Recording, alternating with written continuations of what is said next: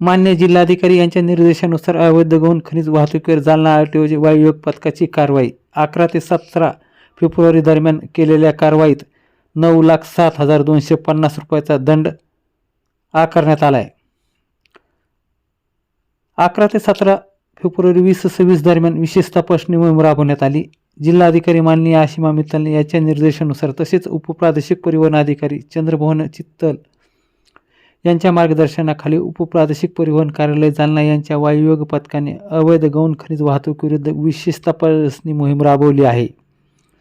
जालना जिल्ह्यात संपूर्ण परिसरात करण्यात आलेल्या तपासणीत एकूण 47 वाहनावर मोटार वाहन कायद्यानुसार दंडात्मक कारवाई करण्यात आली असून यात सुमारे 9,07,250 इतका दंड आकारण्यात आला आहे. तपासणी दरम्यान विना नंबर प्लेट टिप्पर व विना परवाना वाळू वाहतूक करणारी वाहने आढळून आली. तसेच विना परवाना वाळू वाहतूक करणाऱ्या 2 वाहने जप्त करून ते एसटी वर्कशॉप जालना व टेंभुर्णी पोलीस स्टेशन येथे जमा करण्यात आले आहे. संबंधित वाहनावर नियमानुसार कारवाई करण्यात आली आहे.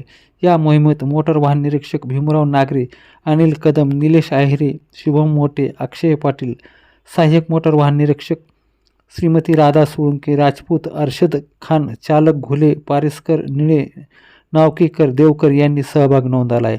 उपप्रादेशिक परिवहन अधिकारी चंद्रमोहन चिंतल यांनी अवैध वाहतुकीविरुद्ध महसूल विभाग, पोलीस विभाग व परिवहन विभागाची संयुक्त कारवाई यापुढेही सातत्याने चालू राहील असा इशारा चिंतल यांनी माध्यमाच्या माध्यमातून दिला आहे.